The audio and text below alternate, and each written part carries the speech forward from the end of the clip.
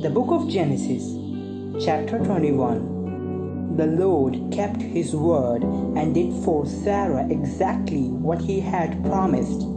She became pregnant and she gave birth to a son for Abraham in his old age. This happened at just the time God had said it would. And Abraham named their son Isaac. 8 days after Isaac was born, Abraham circumcised him as God had commanded. Abraham was 100 years old when Isaac was born. When Sarah declared, "God has brought me laughter. All who hear about this will laugh with me." Who would have said to Abraham that Sarah would nurse a baby? Yet I have given Abraham a son in his old age. When Isaac grew up and was about to wean, Abraham prepared a huge feast to celebrate the occasion. But Sarah saw Ishmael, the son of Abraham, and her Egyptian servant Hagar, making fun of her son Isaac. So she turned to Abraham and demanded, "Get rid of that slave woman and her son. He is not going to share the inheritance with my son Isaac. I won't have it." This upset Abraham very much because Ishmael was his son, and God told Abraham, "Do not be upset over the boy and your servant. Do whatever Sarah tells you, for Isaac is the son through whom your descendants will be counted. But I will also make a nation of the descendants of Hagar's son, because he is your son too."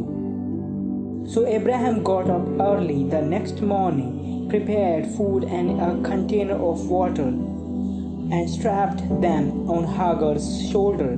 Then he sent her away with their son, and she wandered aimlessly in the wilderness of Beersheba. When the water was gone, she put the boy in the shade of a bush.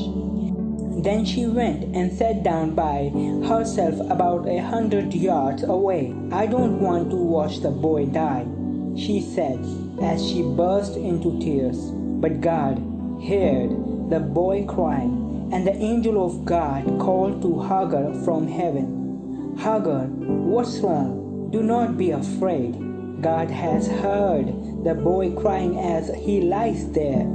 Go to him and comfort him, for I will make a great nation from his descendants."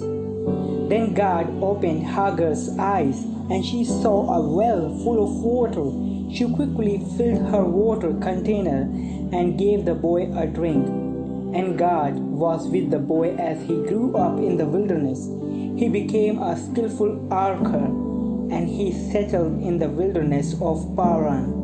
His mother arranged for him to marry a woman from the land of Egypt.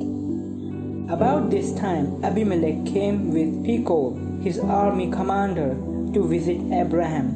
"God is obviously with you, helping you in everything you do," Abimelech said. "Swear to me in God's name that you will never deceive me, my children, or any of my descendants. I have been loyal to you, so now swear that you will be loyal to me and to this country, where you are living as a foreigner." Abraham replied, "Yes, I swear to it." Then Abraham complained to Abimelech about a well that Abimelech's servants had taken by force from Abraham's servants. "This is the first I have heard it, Abimelech. This is the first I have heard it," Abimelech answered. "I have no idea who is responsible. You have never complained about this before." Abraham then gave some of his sheep, goats, and cattle to Abimelech, and they made a treaty. But Abraham also took 7 additional female lambs and set them off by themselves. Abimelech asked, "Why have you set these 7 apart from the others?" Abraham replied, "Please accept these 7 lambs to show your agreement that I dug this well."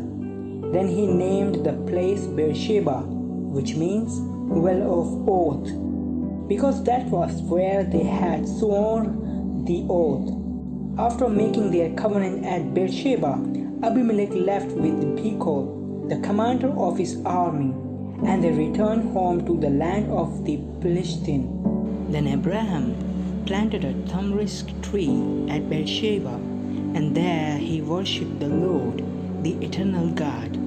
And Abraham lived as a foreigner in Philistine country for a long time.